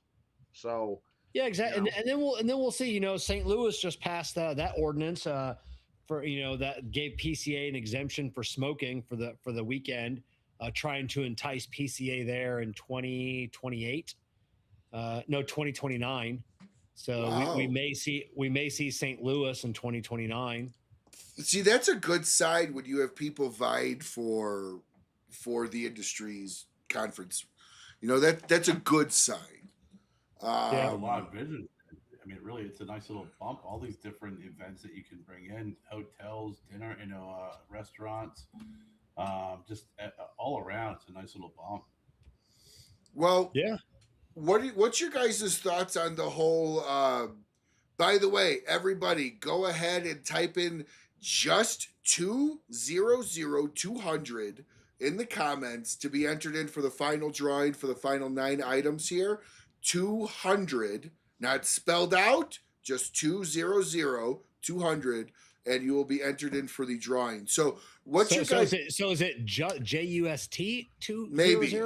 I was thinking about doing that because sometimes people are super literal. I do this because people don't always listen to what needs to be done. Okay, so you know that as well as I do, Kev and Danny. You guys both do tons of giveaways. So what's your guys' thoughts on the ruling about that we won for the PCA thing? Now, I saw Risty talking about it as not an actual win.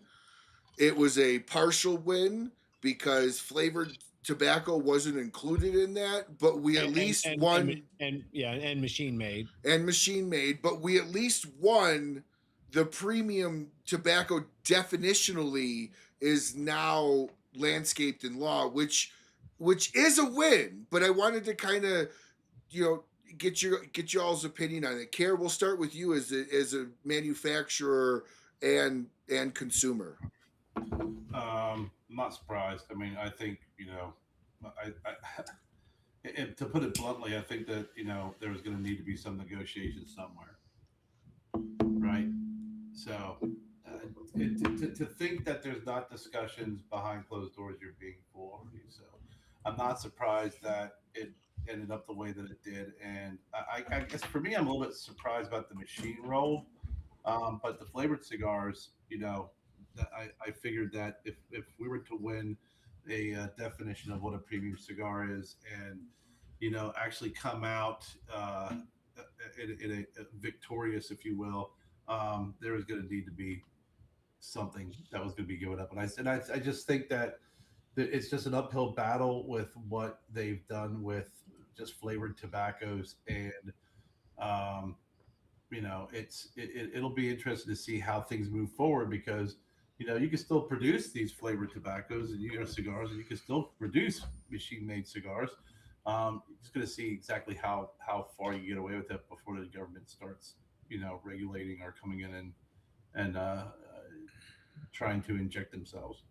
No, I agree. Everybody, please, if you're typing it to, I see Brent and Richard. Please, it's literally just 200. It's not just with the word in front of it. This reminds me of the story. I was saying the same thing, Kev, when you asked the question. I'm like, is it just 200? It's a 200th episode. This reminds me of my Thai Kevin. You'll appreciate this and probably laugh more than anybody here. When I was in high school, I was in the back of my in mechanic shop, and I was just grading papers, and my wood shop teacher taught an all around. So it was metals, it was wood shop, it was cars, and it was CAD design stuff, right? And electronics. And so he's sitting in the back working on a lawnmower, and Mr. Swan, who's the shop teacher for the car side, turns around and goes, "What's the one thing you don't do for a car battery?" Obviously cross negative and positive. Ridenauer jumps out of the back. He goes, "Drop it on your fucking foot. It really hurts." Now, about 4 kids in the class put "drop it on your foot" for the test, because I graded the papers. And I looked at Swan, and I was like, what do I do? Do I mark it wrong? He goes, it was like a 5-point question. He's like, give him a point. He goes, because technically you don't want to drop it on your foot. Yeah. I just thought that was funny, but no. Oh my God. I think you're right, Kerr. I think my biggest issue is I consider it a sacrificial win, and Kevin and Danny, we'll let you guys talk about it. I consider it a sacrificial win. They sacrificed the gateway into the entire world of cigars, which is acid cigars. I don't think I'm saying anything. Literally, the Cuba, Kevin, 100,000 of them are made a month or something ridiculous like that. Like, it's the number one selling cigar in the world. And I get the machine rolled because now you're encompassing gas station cigars, which I don't think they wanted, but I truly do think not encompassing flavored cigars are going to hurt us in the end. Kev, what's your opinion on that? So the one thing that we haven't heard yet, what's a flavored cigar? It's a okay, yes, define that. They talked about a cigar with a characterizing flavor. So obviously, like some of what Risty does, and then like Asylum has the like the banana split, split personality. You have those cigars that have banana, strawberry, grape. All of those are characterizing flavors. An acid sweet tip of flavor. Yeah. It's a good point there. And then, but the acid Cuba isn't listed as a characterizing flavor. So is that still a traditional cigar? From what I understand, that falls under flavored. So if it falls under flavored, so now we, but that just means they go back to like deeming regulations. So it's not like those cigars are going away. It's just like they can be regulated now, so they just have some more hoops to jump through. Like those cigars aren't being banned. Those just what the win was from outside, like the deeming regulations, the packaging, a lot of other things. So those cigars aren't going away, because if those cigars went away, this industry would see a partial collapse. Because if Drew Estate said, if they said, oh hey, we can't make the Cuba anymore, where do you think the tobacco for 100,000 cigars is going? That's going right into the market. And what happens with that? Tobacco plummets. Because now tobacco is, we're going to see an influx of, because those cigars are made with quality tobacco. 100%. And to your point, Kev, and you and I have had this. They subsidize the entire industry.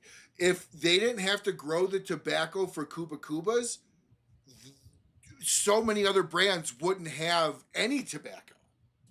So you're 100% right. So does that have a little mini collapse on the industry by Cuba going away? And now, and that's just one.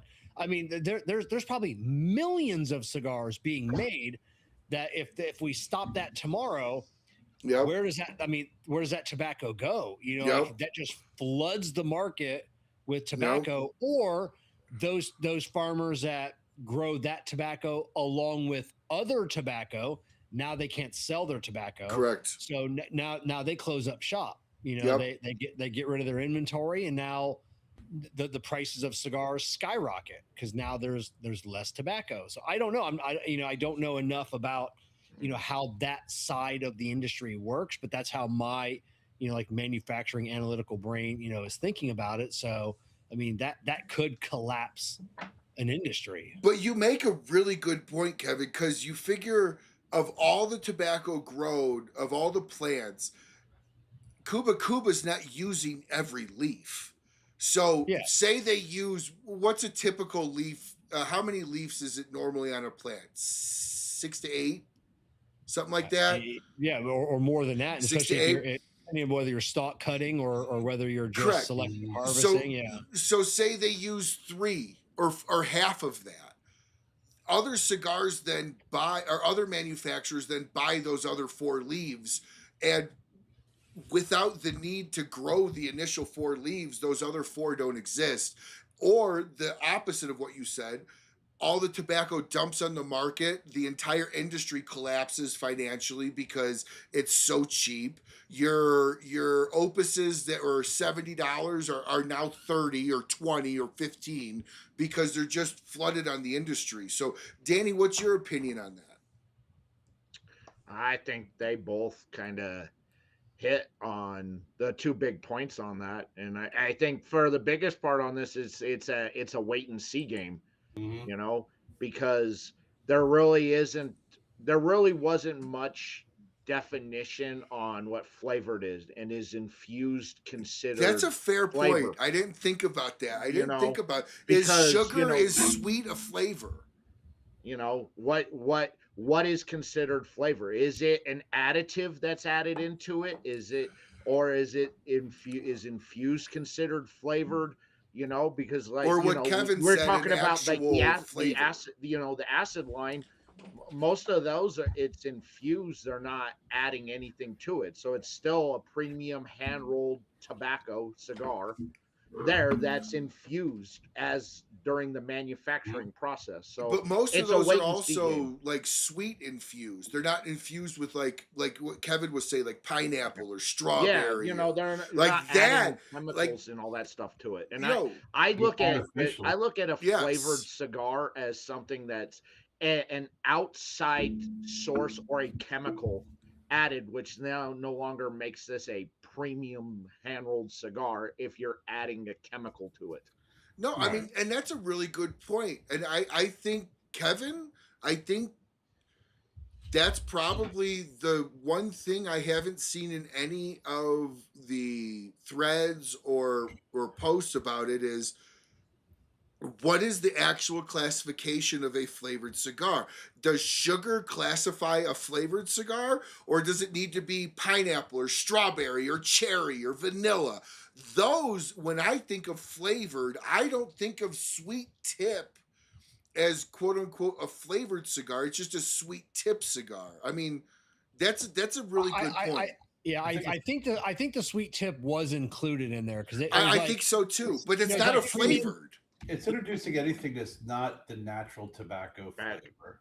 So whenever you talk about aromatics, you're talking about infusion, you're talking about sweet tips, those would be something that is added to, whether it's natural or not, would be an added to. But because it, like you said, Kerr, but it does leave something on the leaf. It does leave something on the leaf. I mean, and you know, you can start splitting hairs here and go, well, what happens if I throw my tobacco and cover it in coffee beans? Well, it gets a coffee flavor. Is that considered flavored cigars? So I think it's the lack of definition. And we saw the PCA came out. What was it? A couple of years ago. What it was when they came out and started talking about these guidelines and asking people to play it smart, especially with naming cigars. You're not going to do yourself any favors when you're naming your cigar, after a flavor or a food. I just think it just raises red flags. And I don't say that in the vein of agreeing with it. I don't think there should be any regulations on it. I think it's absurd. Absolutely. But I also live in a world of reality, and you have to. If these laws and rules are passed and put in place, then what you got to do is you got to try your hardest to stay off the radar and not raise any red flags. And I think so many times, people want to say, well, fuck this, fuck that, I'm going to do it. Well, you're also going to take down the guy next to you by doing that. You're making a stand for yourself because you're saying this is absurd and ridiculous. And you may be, morally correct, but legally, you're not. You can take down the next guy, a couple guys next to you who have other, other similar products. So it's waiting. Danny said it best. It's a lot of wait and see right now on what's going to happen and how they're going to handle what the definition of a flavored cigar is and what type of regulations are going to be put in place and what do these manufacturers have to do in order to comply to the regulations that are going to be set forth. Now, in this definition of cigars, because there's been a couple definitions that different groups were trying to get applied. Was there a price point in this one? Because originally there was a price point, and it was $15. There was no price point that I saw. No price point that on I this one? saw. Okay. That I saw. Okay. Now, Kerr brought up a really, really good point. And again, this is why the old adage, they came for the guy down the block, nobody said anything. They came for the guy on my block, nobody said anything. They came for my neighbor, nobody said anything. They came for me, there was nobody left to say anything. It's kind of, that's why I say it's a sacrificial victory, right? Because to Kerr's point, Kev, your cigar might fall under the classification of flavored that you did with Risty. Jeff Amendola's cigar, the bourbon barrel, Perdomo's bourbon barrel, bourbon barrel, not necessarily, but that's flavored. But that's flavored. That changes the flavor of the cigar. It has a characterizing flavor that people are advertising. Correct. Well, that's the problem. The apple pie and stuff like that, or the dessert, then yeah, most definitely. No, but just calling it a bourbon barrel aged cigar, by definition, make it a flavored cigar. And I think, luckily we've got a conservative, majority in the government. So that's why I really kind of put this all on the hiatus. And I think that's the reason why we won, because I've said in the past, Kerr, we've had this conversation because I think they were going to start with flavored cigars and then they were going to start with what the reviewers are saying. Yeah. Hey, this cigar, I'm getting notes of chocolate. They're going to go to half wheel and they're going to pull up every review that Charlie did. Like, hey, where did blueberry cobbler? Where did the cotton candy come from in this cigar? I don't know. And that we Danny's favorite is the aged whale blubber. Yeah, we laugh about it, but I think that's where the FDA was gonna go. I think that was I do too, because I think the FDA, I think that a lot of what FDA's case was based on reviews, were based on the fact that, okay, I smoked this and I got the and I got Leather. a berry, there's a berry twang on my tongue from the smoke. Well, that's flavored, but no, not necessarily. It's just it, and I think because reading through a lot of what the FDA's case was based on in regards to that, where really it seemed like it was a playbook out of watching and reading reviews more so than anything else. And which is where the CRA really hammered back on in court on them, on is the fact that you can have characteristics that of something that has a similar profile, not necessarily the same taste. Right. And we have that in everything, that every type of food, anything that you have. Yeah. Anything. And I think that was really one of the big turning points through that whole case, that, and the CRA did such a fantastic job with presenting out a case, and the fact, when they got to the health regulations, I love the fact that they hammered that the health risks associated with smoking a cigar is the same as you standing in front of a charcoal grill every day for 50 years, grilling a steak and consuming said steak. Yeah, I mean, we use the FDA's own study against that. Yeah. Yes. The FDA did a study and said that a consumer that smokes, what is it, one cigar a week, 1 to 2 a week, 1 to 2 a week is the exact same as smoking 0 a week. Yeah, correct. Correct. Did not have any impact on mortality rates. Had no impact. It had no impact, and the bought and paid for FDA labs couldn't replicate almost anything that they were saying. And it's tough because they're trying to regulate cigars like they do cigarettes. Yeah, and it's not. And I think you had a good judge that saw that too. Yeah, that these are separate things. You can't hold cigarette, because that's what states are doing on their regulations. They're lumping it all together as one, and it's not. They're separate things, and you have to look at them separately. But states don't want to do that. It's tobacco, regardless of what it is, and all tobacco is exactly the same. Now, Kev, I have a question for you, because, by the way, if you guys have not watched Kevin's perfume interview with Steve Saka, it is absolutely fantastic. Legitimately, it's 55 minutes and it's really, really good. And Steve gives away some insider information on that one for sure. Kevin scooped, I think, the industry on that one. And I won't give it away here, but go and watch it. It's just because Jessica was there. Yes.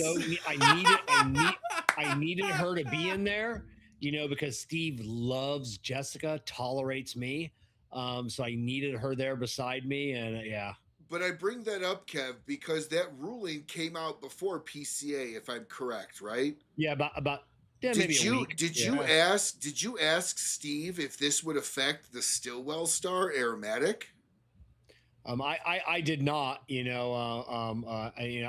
never like to bring up that. It was same last year. I didn't know if you brought it up off camera is what I was asking. Oh, no. Like we avoided tariffs last year too, because that was the whole big thing of last year, right before PCA.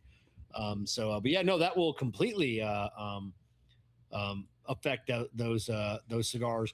But like I said, the FDA did not, this ruling did not ban, non-traditional cigars. It just means that they can't be held accountable, I think, to the 2008 deeming regulations. Correct. So now those cigars are part of those where you gotta submit them and paperwork. So I don't. Well, they're also going to be regulated like cigarettes, from my understanding. Kerr, again, as a manufacturer, you would know more, but all that. What really happened is now flavored cigars run the risk of the same regulatory constrainment of cigarettes. Am I wrong in that, Kerr? No, I mean, yeah. I mean, you're. I am wrong? No. I'm saying, Okay, okay. yeah. I mean, I think we've kind of talked about that before. I mean, they are subject to regulation. Pipe tobacco. But that's what this did, though. This separated cigars from cigarettes. Well, 100%. It defined what a premium cigar is. Correct. So Which is what flavored we were trying to cigars do. are now going to be regulated the same as cigarettes potentially. Yeah, It'll have that regulation, yeah. But I think what Danny said earlier, I think there's a little bit more of a wait and see, to see if they will get that deep into the regulations like they do with cigarettes. Well, I'm an impatient son of a bitch. Yeah, and that's one of the reasons why, I know JC Newman has been pushing it, and then I have been pushing it for the last few years because I've known this. JC Newman does not produce machine rolled cigars. They have machine assisted cigars. Mm-hmm. So when people said, the Quorum is a machine made or rolled cigar, I go, no, it's not. It's machine assisted. Correct. There's still a person in front of it feeding it the product. Well, no, there's a person picking out a leaf. That's what I mean, feeding it the product. But you take a Swisher Sweet, it runs through like a cigarette machine. Yeah, exactly. So JC Newman may get a little bit of a break there. I could see, obviously Drew's an attorney, so Drew's been on this, and Drew's one of the integral people fighting this. So that's why he lives up there full time. So he can be near the politicians. But so I can see that being kind of a little bit of wiggle room there. Because that's that shuts down El Willow. Totally. Totally. So if you guys haven't already done it, put in just 200 inside the comments. We're going to do the drawing here, literally. That's JUST 200. Oh my God, Kevin! This is the last time Kevin's ever on the show. Everybody, Kerr's welcome all the time. Hey, everybody, in the comment section, put in the numbers 200. How hard is that? How hard was that? Put in the numbers 200. Okay, fine. Yeah. I should have let out the word just. All right. But Ryan, yes. Going back to the original question too, is this is define what a premium a cigar is, right? And as you know, all this really kind of cascaded from the Family Smoking Prevention and Tobacco Act. The big act and it lumped all tobacco products together. So although there is a definition of what a premium cigar is, you are going to have your issues with the machine rolled flavored cigars, even pipe tobacco, because that's flavored as well. So there still, I think, are a lot of areas within the tobacco industry that are separated and different from cigarettes, because cigarettes, it's they cut the tobacco when it's short, they maximize the amount of ammonia that's still in that tobacco, they add more ammonia because ammonia allows the body to absorb the nicotine more efficiently and increases your the addictive properties for those individuals. Plus, you're inhaling, cigarette smoke, and that's a whole different. That's where your mortality rates go through the roof, because your smoke inhalation is basically what it is, and with all the carcinogens. But I still think there's a lot of loose ends that need to be tied up and probably defined, and that's going to be the flavored cigars, the pipe tobacco, and then also some of these machine rolled cigars. Well, from my understanding of talking with Jeremy Reeves over at Cornell and Diehl, pipe tobacco is already exuberantly regulated to the point where Jeremy told me that they're not even allowed to change their their tins. Like their tins are set for them. Like Cornell and Diehl could never make a tin that looks different than this, other than a bigger version of this. They could, so there's so much more on that. But I was just curious if Kev, if you offline asked Steve about that. No. And then people got to remember, the FDA can start this all over again. Like this whole process, if they deem it. Well, if we get a liberal in there, it will start all over again. Yeah. So now that they know what the rule or the definition of a premium cigar,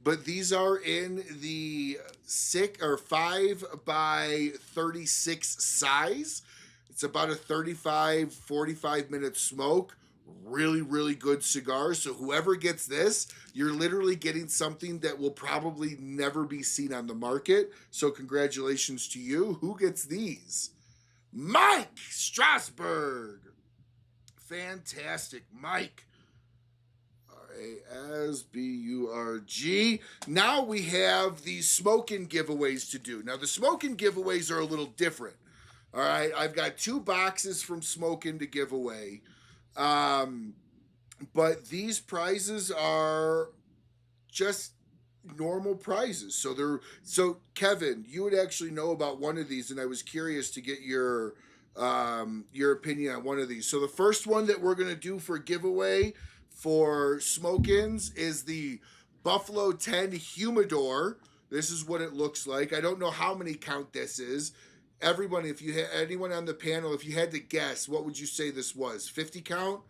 20? Well, I don't know. You should have put a Coke can next to it. Is that a 3x3? Is that no? It's a 12 bigger. inches? I mean, my guess is it's at a minimum of 20 count. so it's pretty small. Well, 20 to 50 count. I don't know. Abe didn't. Well, tell me there's the a big size. difference in a That's a humidor big size difference. between 20 and 50. Yeah. Well, it's a good size humidor. Everyone, don't look a gift horse in the mouth, okay? So Kevin, who gets this? Kevin, Bruce. Kevin, here's Bruce. the T-shirt. Here's the T-shirt, Kid. Does this look like a small or an extra large? Yeah, that's it. I Well, mean, I'm yeah, assuming yeah. it holds 10. It has 10 cigars because Yeah, it says I- Buffalo 10 on it. I'm assuming it's a 20 count at a minimum. But Bruce, you won this humidor. Next prize we have for this are the correct me, please help me, Nat Chico? Nat Seco. Nat Seco and the Epic Box. Whoever wins this prize is going to get both of these boxes sent to them. Now, for these next giveaways, I know Bruce is already a member of Smokin'. In order for you to win the Smokin' giveaways, you have to register your name, address, and email with Smokin' on their website, and then send me your email address that you registered on their website. If you do not register your information on their website, Abe will not know who to send these out to. So you have by next Thursday to register on Smokin', or you don't get the prizes. Next up, we have, who is this?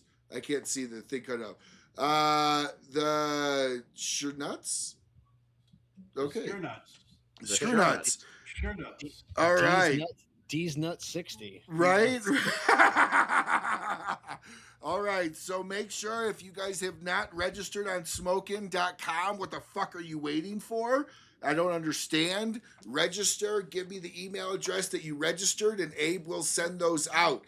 The next prize we have from Abe is, I'm jealous because I'm an ADV fanboy. The ADV ashtray with cigar. So let's see. Who do we I know, right? I told Abe. How many can I count get is one? that, Ryan? What? Yeah, right? I love it. Amanda Anderson. Don't you dare give it to Brent. Brent is not allowed to use this ashtray, Amanda. I'm telling you right now. All right. Amanda's a longtime fan of the show, and so is Brent. Amanda, I already have your information. All right. Next, we have... So, Kev, this is what I was curious about, and I think you would know this one. How big is this speaker here from Drew Estate? Do you have one of these? I don't, but it's probably the same size as the concert that I have over here. So it's probably about 10 inches wide, maybe about 7 inches tall, about 5 inches deep. So, I mean, So it's a good size. size speaker.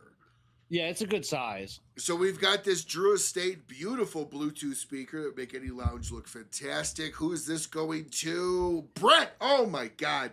All right, Brett. Unreal. Brett Hagen. Fantastic. Now, this is the one I think is probably the most expensive giveaway of the show tonight. And Kerr, if you guys know this company, correct me if I'm wrong, but this is the Leatherworks bag, and I think this is probably the most expensive giveaway of the night. And this is a 3-bottle holder for your fifths, custom made bag. So let's see where this one goes. Larry Frank. Larry. All right, Larry, reach out to me. Let me know the email address that you registered for smoking. So let's see, Bruce, I know you have a smoking. The Chinook 60, register. Amanda, register on smoking. Larry, register. Brent, register. Thank you all very much for watching the show tonight. Those are our giveaways. Now, as we wrap up the show here, I'm curious to kind of give everybody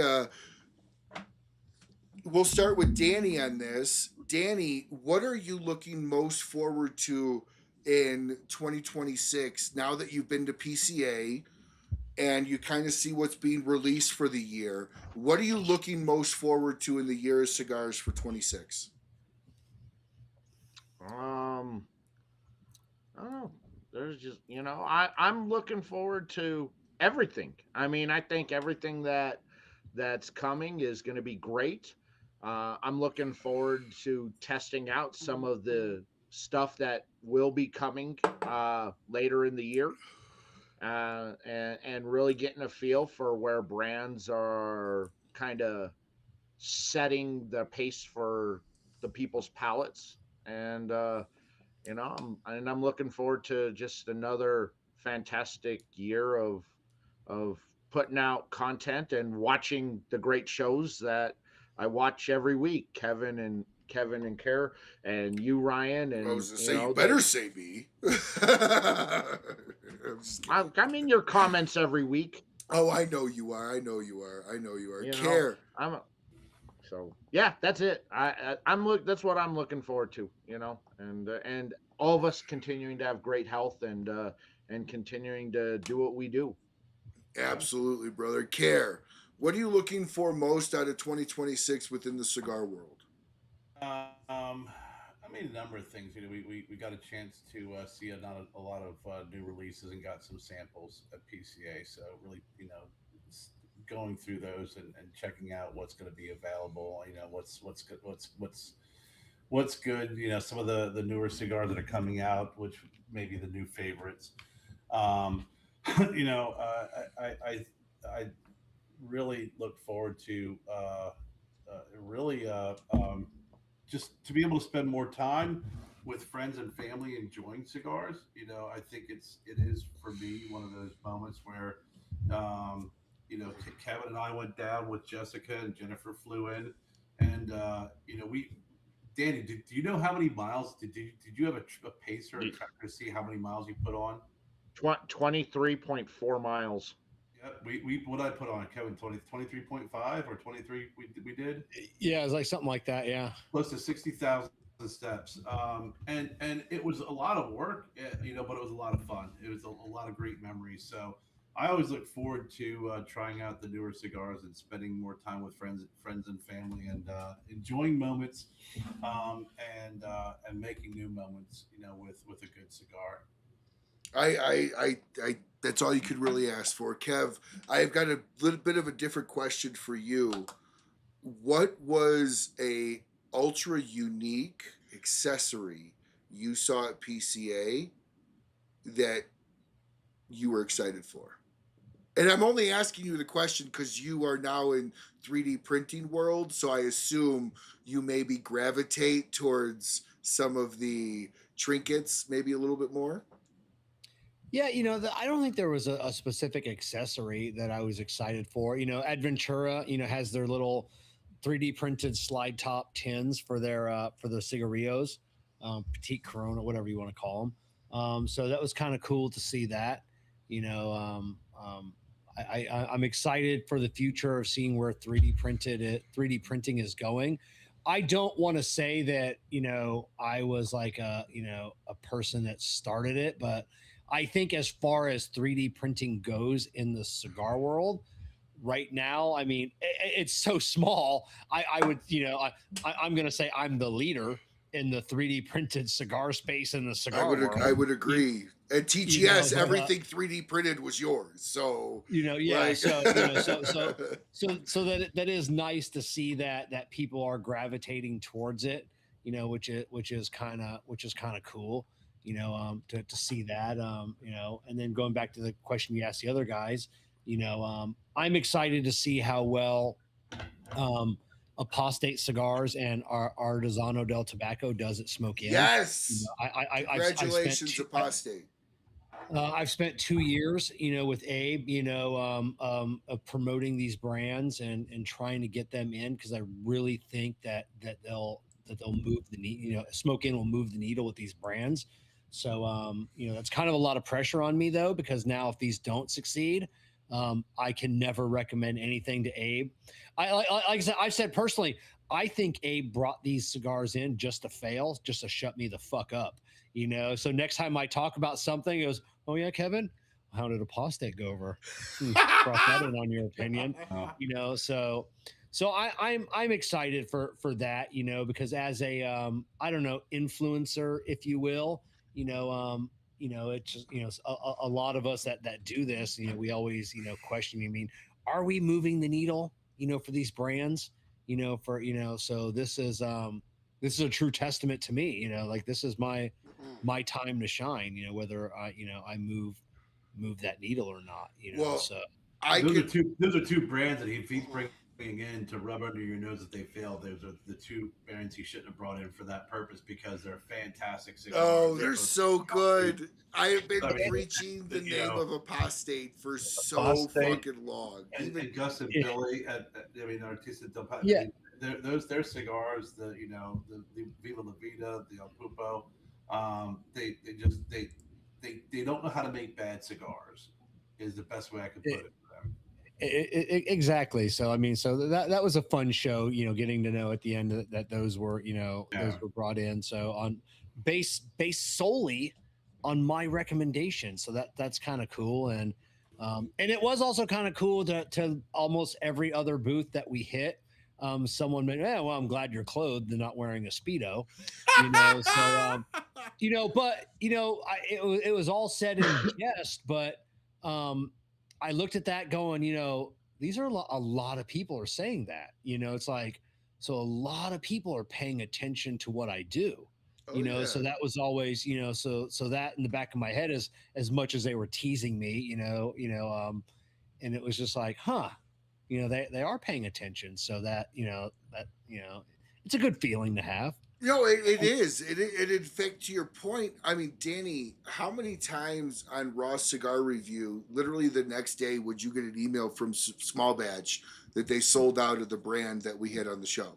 Like, that was by the end of the week, was a normal occurrence. So that actually proved to me that we as media, as I hate the name influencers, but as media actually do move the needle. When Danny, who is very close with Small Batch, when we used to do our show, literally a few days later or the next day, they'd be completely sold out of whatever brand that we had on.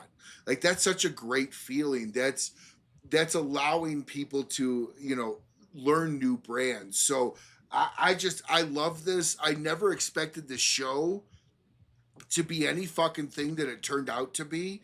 I started as a review show, moved into the interviews, and now I've been fortunate enough to have some of my best friends that I've ever met in this industry. The three of you guys are in that mix. And so from the bottom of my heart, thank you so much to all three of you for coming on the show. Stick around here at the end. But thank you so much for coming on the 200th episode of the Rocky Mountain Cigar Show here in the Smoking Studios. I can't believe, the new banner. So I actually convinced Abe to put Smoking Studios on the new banner. So I'm pretty honored to have a brand like Smoking Studios on my background banner. That to me means a lot, because Abe doesn't back stuff that's crap or shit or not well done. So that makes me feel really, really good. So thank you all very much. I'm so happy for all the winners tonight. Give everybody a couple of weeks to get everything out to you, as most of this stuff's going to be sent by manufacturers. And until we see you again, smoke what you like, smoke as often as you can. Have a great rest of your week.